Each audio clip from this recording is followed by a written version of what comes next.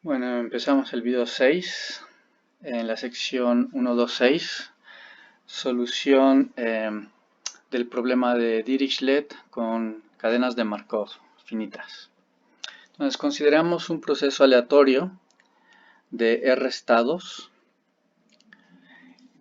con una matriz de probabilidad de transición P de ir del estado I al estado J. Y un primer ejemplo que lo dan las notas es el clima. Suponiendo que llamamos al clima tres estados: el estado lluvioso, el estado soleado y el estado con nieve. Además, en esa región nunca se dan 2 días soleados consecutivos. Pues entonces la matriz de transición es esta. La probabilidad de pasar de un día lluvioso a otro día lluvioso es 1/2 y 1/4 para el resto de los estados. Y como nunca se dan 2 días soleados, pues la transición de ir de un estado soleado a otro estado soleado, pues es 0. Y de hecho hicimos un ejercicio numérico en el video 5 con esta matriz de transiciones. Y cabe preguntarse, después de 2 días, ¿cómo podríamos calcular la probabilidad de empezar en un estado SI y terminar en un estado SJ? Bueno, pues primero calculamos, tenemos las 3 probabilidades de ir del estado SI a cualquiera de los 3 estados S1, 2, 3. Y a partir del estado S1 o cualquiera de ellos, tenemos una probabilidad de ir al estado SJ. Entonces, para calcular la probabilidad total de ir del estado SI al estado SJ en 2 días, pues tenemos que 3 probabilidades, ¿no?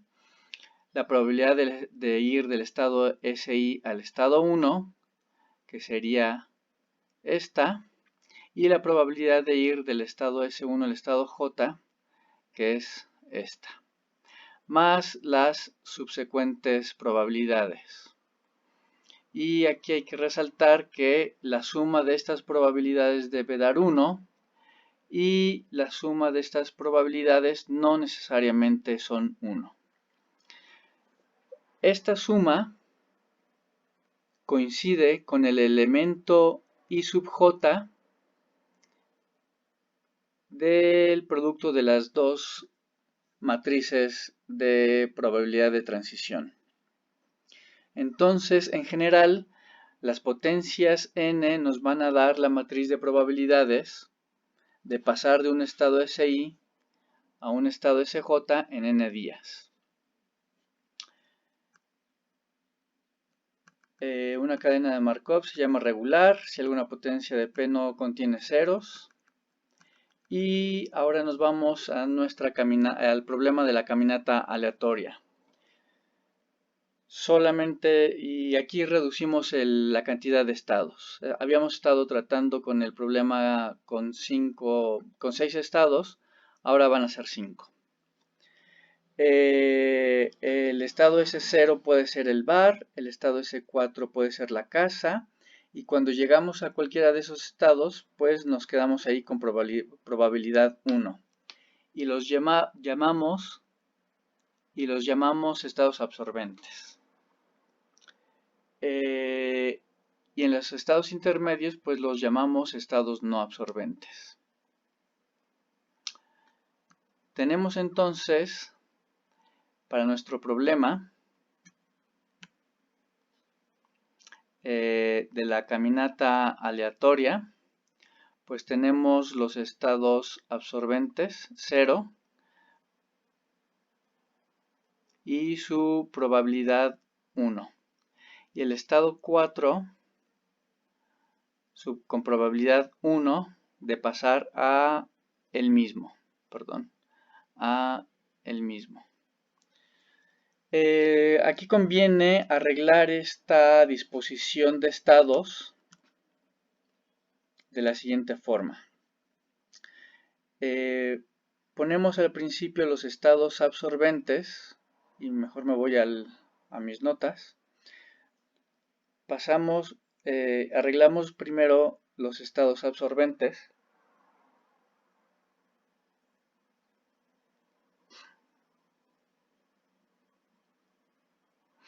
Cero y 4.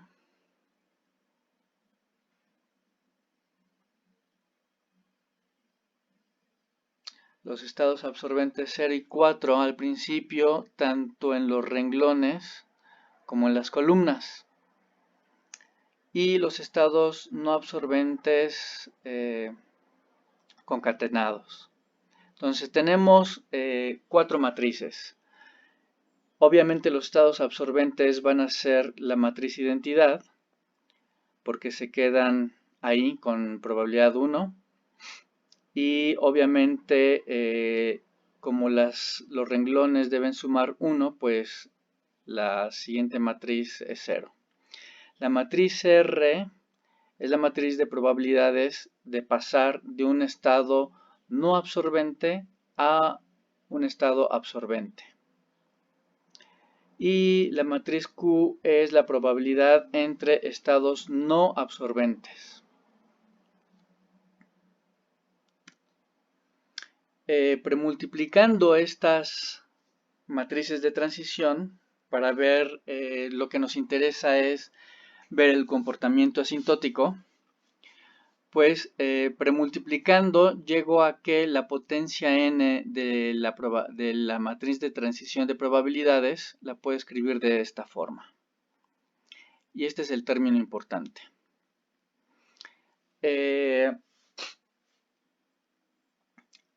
Cuando hago tender a n a infinito, pues esta serie se va a transformar, o la puedo escribir como esta operación entre matrices.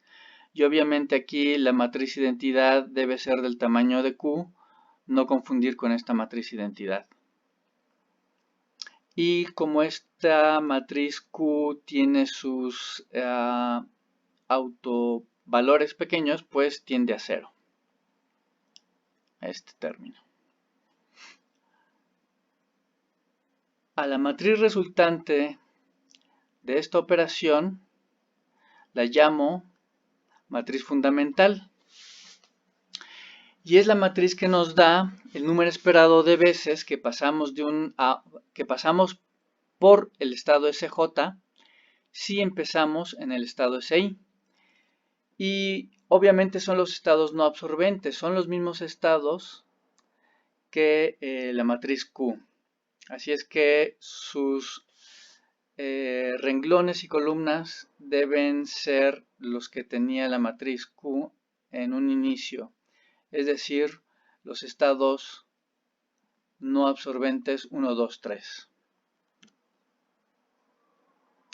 Si esa matriz fundamental la multiplico por un vector con elementos 1, pues me da, en cada renglón me da el número esperado de pasos antes de ser absorbido, iniciando en el estado no absorbente. Y una vez más, el primer renglón sería el estado no absorbente 1, el segundo renglón sería el estado no absorbente 2, y así. Y otro parámetro que podemos obtener es cuando a la matriz fundamental la multiplicamos por la matriz de transiciones de estados no absorbentes a los estados absorbentes, y por lo tanto obtenemos la probabilidad de terminar en el estado absorbente S0 o S4 según corresponda el renglón, empezando de los estados absorbentes. Entonces, en el ejemplo tenemos, calculando la matriz fundamental n, tenemos que, empezando del estado no absorbente 1, tenemos una probabilidad de 3/4 de llegar a al estado absorbente 0. Y tenemos una probabilidad de 1/4 de terminar en el estado absorbente 4. Y una vez más, lo importante también es hacer notar que la suma de los renglones debe ser 1.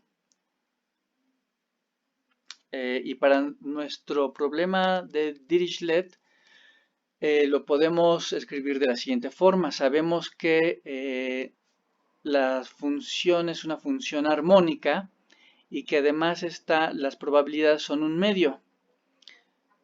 Podemos escribir lo anterior como una notación matricial. Premultiplicando por la matriz de probabilidades, pues obtenemos esto. Y el comportamiento asintótico es cuando n tiende a infinito. Si escribo el vector de la frontera, el vector de los estados como el vector frontera y el vector de los estados internos, pues llego a la siguiente expresión.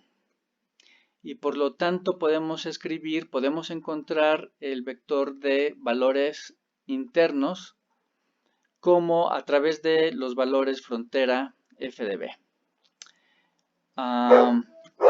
Y para el ejemplo, el ejercicio 129, que se queda de tarea, pues lo que... 1.9, que se queda de tarea, pues lo que yo haría, o lo que recomendaría, es nombrar a los puntos frontera como A, B, C, D, E, F y G minúsculas y formar el vector de valores frontera, y a los estados internos, que son los que desconocemos, como A mayúscula, B mayúscula y C. Y finalmente podemos escribir la matriz de probabilidad de transiciones de esta forma.